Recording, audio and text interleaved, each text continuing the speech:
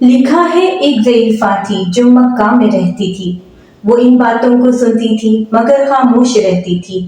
وہ سنتی تھی محمد ہے کوئی ہاشم گھرانے میں، وہ کہتا ہے خدا بس ایک ہے سارے زمانے میں۔ وہ سنتی تھی حبول کی لات کی تذلیل کرتا ہے، وہ اپنے حق کے فرمانے کی یوں تعمیل کرتا ہے۔ وہ سنتی تھی جو اس کے ساتھ ہے وہ ہے غلام اس کا، مسلمان ہو ہی جاتا ہے جو سنتا ہے کلام اس کا۔ لکھا ہے وہ ضعیفہ ایک دن کعبے میں جا پہنچی، حبول کے پاؤں پر سر رکھ کر اس نے یہ دعا مانگی، میں تجھ کو پوجتی ہوں اور خدا بھی تجھ کو کہتی ہوں، بڑا افسوس ہے جو آج کل میں رنج سہتی ہوں۔ وہ غم یہ ہے محمد ہے کوئی ہاشم گھرانے میں، وہ کہتا ہے خدا بس ایک ہے سارے زمانے میں۔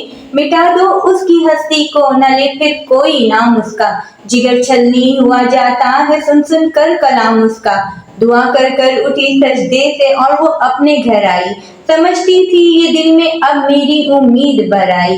ضعیفہ کو خوشی تھی اب حبل بجلی گرا دے گا، محمد تو محمد ساتھیوں کو بھی مٹا دے گا۔ مگر کچھ دن گزرنے پر نا امید بھر آئی، دعا کر کے حبول سے اپنے دل میں خوب پچھتائی۔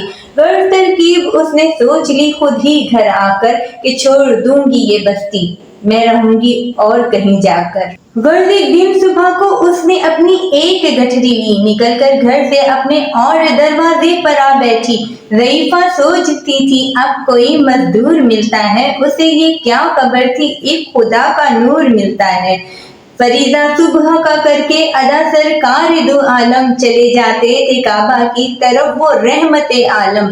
جلووں میں آپ کے شمس قمر معلوم ہوتے تھے، پائے تسلیم سجدے میں شجر معلوم ہوتے تھے۔ ضعیفہ منتظر مزدور کی بیٹھی تھی گھبرائی، یکایک سامنے سے چاند سی صورت نظر آئی۔ ضعیفہ نے کہا بیٹا یہاں آنا، کیا نام ہے تیرا؟ کہا مزدور ہوں اماں، بتا کیا کام ہے تیرا؟ کہا مزدور ہے اگر تو چل گٹھری میری لے کر، میں کچھ کر دوں گی اے مزدور مزدوری تیری دے کر۔ یہ سن کر آپ نے گٹھری اٹھا کر اپنے سر پر لی، ضعیفوں کی مدد کرنا یہ عادت تھی پیمبر کی۔